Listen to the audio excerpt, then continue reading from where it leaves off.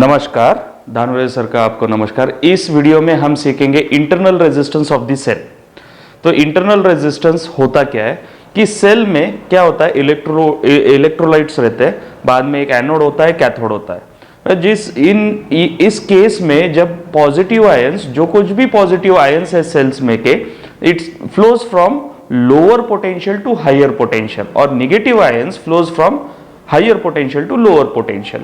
और इन फ्लो के बीच में जो रेजिस्टेंस ऑफर किया जाता है उसको हम कहते हैं internal resistance of the cell. तो हम कैसे डिफाइन करेंगे internal resistance of the cell? It is the resistance offered by the electrolyte for the current flow inside the cell. तो उसको हम इंटरनल रेजिस्टेंस कहते हैं। तो ये इंटरनल रेजिस्टेंस किस चीजों के ऊपर डिपेंड करता है? तो पहली तो बात है कि internal resistance depends upon the concentration of the electrode. It is directly again second point है, जो इंटरनल रेजिस्टेंस है, this depends upon the distance between the cathode and the ion. Cathode और एनोड प्लेट का जो distance रहता है उसके ऊपर डिपेंड करता है। It is inversely proportional to common area of the cathode and anode, उसके ऊपर डिपेंड करता है।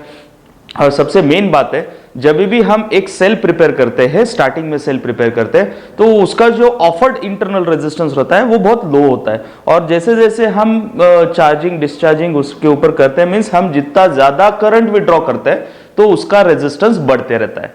अभी टेम्परेचर का भी तो इफेक्ट है, जैसे जैसे टेम्परेचर बढ़ेगा वैसे वैसे उसका रेजिस्टेंस कम होगा। So this is a basic introduction.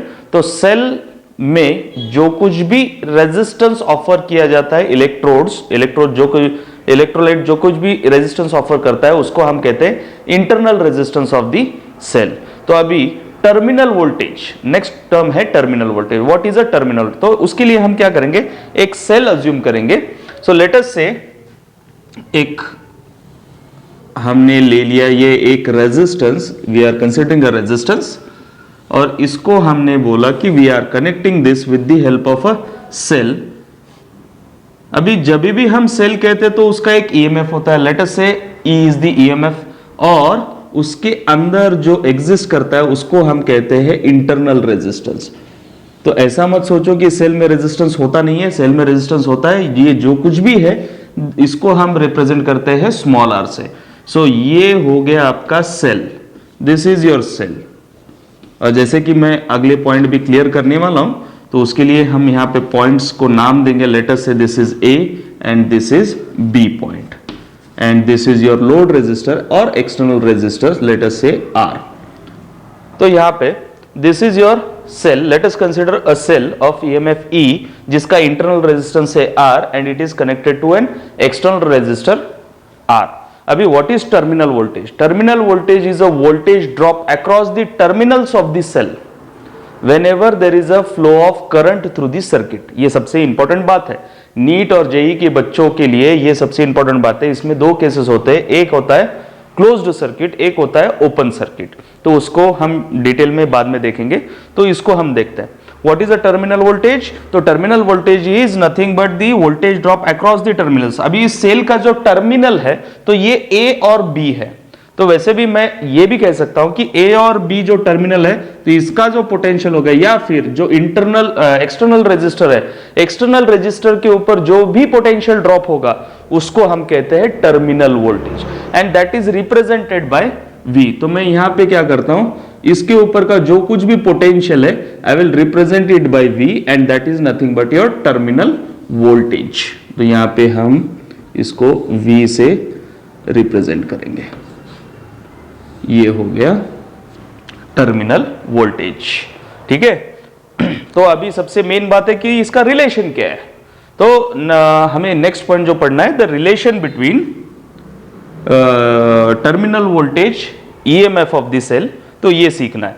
तो let us consider the current flowing through this circuit और the current drawn from the battery is I। अभी ये करंट, ये लोड रेजिस्टर में भी तो I ही फ्लो होगा और ये वापस अंदर आ जाएगा, ठीक है। तो EMF क्या होता है? Will talk about EMF। EMF is nothing but work done. EMF is nothing but work done per unit charge to carry a charge around a closed loop, माने ए से निकला तो ए तक लाने के लिए, यूनिट चार्ज को लाने के लिए जो कुछ भी वर्क डन होगा उसको हम क्या कहते हैं, ईएमएफ कहते हैं, electromotive force. So for a cycle मैं यहां पे लिखूंगा E is equal to work done per unit charge, per unit charge to move along the closed circuit, CKT means circuit, ये है हमारा EMF। पर अभी मान लो मैंने A से कंसिडर किया, वापस घूम के मैं A पे आ रहा हूं, ऐसे हम कंसिडर करेंगे। तो इस लूप में हमें दो चीजें दिख रही है, एक है work done to move from A to B, तो A टू B में वर्क डन जो कुछ भी होगा दैट इज दी ये जो हम बोलते हैं इसको terminal voltage. So terminal voltage को क्या बोलेंगे हम, V is equal to work done per unit charge to move from, क्योंकि वो जो एक्सटर्नल रेजिस्टर है that is connected between only A and B, तो उसका जो कुछ भी पोटेंशियल होगा जिसको हम टर्मिनल वोल्टेज कहते हैं that is nothing but work done. उसको कैसे डिफाइन करते हैं, work done per unit charge to move from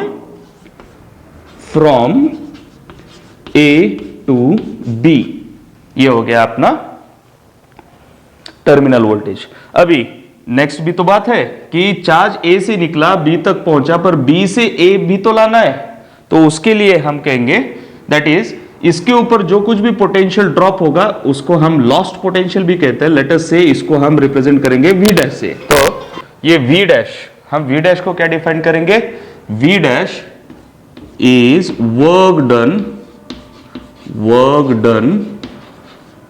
पर unit charge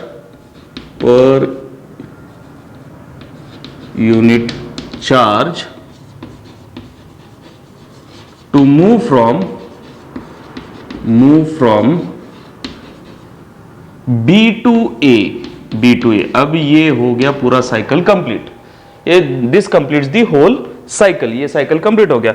so according to energy conservation we can say work done for the complete cycle that is EMF is equal to work done from A to B plus work done from B to A which is V dash, ठीक है। So according to Ohm's law,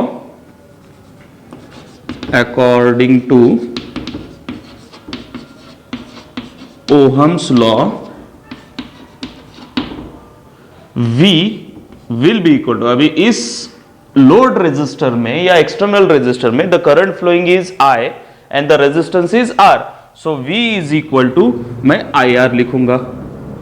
similarly यहां पे देखा जाए तो that is in internal resistor V dash will be equal to, उसमें भी current I ही पास हो रहा है I, but the resistance is small r। So let us substitute this values in the above equation. So EMF E is equal to capital I capital R plus I into small r। तो इस circuit में जो current flow हो रहा है अगर हम इसको सॉल्व करें, E is equal to I common capital R plus small r, so I is equal to EMF divided by capital R plus small r. So this is the current flowing through the circuit or the current drawn from the battery. Battery में से जो current हमने draw किया है that is I is equal to EMF E divided by capital R plus small r. तो अभी हमें चाहिए terminal voltage.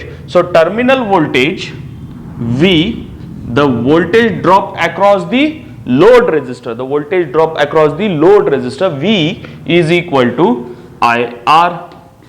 So V is equal to, अभी I की वैल्यू सब्स्टिट्यूट कर देंगे, so epsilon EMF divided by capital R plus small r into R. This is your terminal voltage, that is the voltage drop across the terminals of the cell. Cell के terminals के ऊपर जो कुछ भी voltage drop हो रहा है, जैसे कि इस केस में इस सेल का जो कुछ भी ड्रॉप इस लोड रेजिस्टर पे हो रहा है, उसको हम कहते हैं, क्या कहते हैं, उसको हम कहते हैं terminal voltage. This is the terminal voltage. अभी इसको हम अलग मेथड से भी निकाल सकते हैं, जैसे कि इस इक्वेशन या फिर इस इक्वेशन को लेंगे. इस इक्वेशन को मैं कैसे लिख सकता हूं, E that is EMF is equal to V plus I into small r. मैंने सिर्फ इस V डैश की वैल्यू सब्स्टिट्यूट की है, that is the potential drop across internal resistor, उसकी सिर्फ मैंने सब्स्टिट्यूट की है. अभी मैं सिर्फ साइड चेंज करूंगा, so V is equal to EMF minus IR, और जो कुछ भी पोटेंशियल लॉस हो रहा है, उस जो इंटरनल रेजिस्टर के ऊपर ड्रॉप हो रहा है, उसको ही हम कहते हैं लॉस्ट पोटेंशियल. उसको हम क्या कहते हैं, it is called lost potential. Hope आपको ये कंसेप्ट, पूरा कंसेप्ट समझ में आया होगा कि इंटरनल रेजिस्टेंस कैसा होता है, क्या होता है. नेक्स्ट वीडियो में हम देखेंगे उसके कुछ स्पेशल केसेस, उसके कैरेक्टरिस्टिक ग्राफ्स, वो कैसे ग्राफ बिहेव